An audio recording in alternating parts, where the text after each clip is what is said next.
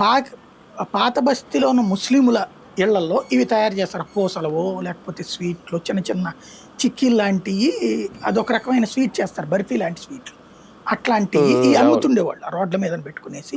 పూసలు, గాజులు, చెవిరింగులు ఇట్లాంటివన్నీ అమ్ముతుండేవాళ్ళు రోడ్ల మీద. చాలా తక్కువ ఉండే, చీప్ అండ్ పెట్టుకుంటే. హ్మ్. అట్లాగా వచ్చే అలా అమ్మేటటువంటి వాళ్ళందరూ కూడా పిల్లలు స్కూల్ నుంచి వచ్చాక అక్కడ అమ్మేవాళ్ళు, కాలేజీ నుంచి వచ్చాక అక్కడ అమ్మేవాళ్ళు. పొద్దున పూట్ల ఈ తల్లిదండ్రులు అమ్మేవాళ్ళు. తల్లిదండ్రులు ఆ పని పొద్దు నుంచి సాయంత్రం దాకా చేస్తే స్కూల్ లేనప్పుడు, స్కూలు ముగిసిన తర్వాత తమ పిల్లలకే ఆ బాధ్యత అప్పచెప్పేవాళ్ళు. అదొక వారసత్వంగా సంక్రమించింది దశాబ్దాల పాటు. కానీ ఇప్పుడు మీరు చూస్తే వాళ్ళు కనబడట్లా ఎక్కడా కూడా. మొన్న నేను అబ్జర్వ్ చేశా రూట్ నుంచి వస్తున్నప్పుడు, దాదాపుగా ఈ బంగ్లాదేశీ బ్యాచీలు, బర్మా బ్యాచీలు ఎక్కువ కనబడుతున్నారు. పెద్ద పెద్దోళ్లే కనబడుతున్నారు.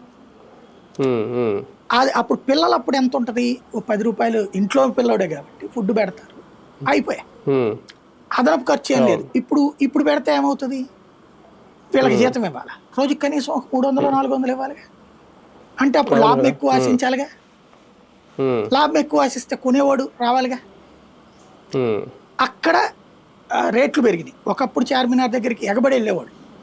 మీరు హైదరాబాద్ ఢిల్లీలో ఇప్పుడు మనకి ఇక్కడ పూసలు ఈటెట్లు అమ్ముతుంటారు చూడండి, పూసలు, గిల్ట్ నగలు ఇవన్నీ కూడా షాపుల్లో పెద్ద పెద్ద బాక్సులో పెట్టి అమ్ముతారే. ఇక్కడ 1000 రూపాయలు, 2000, 3000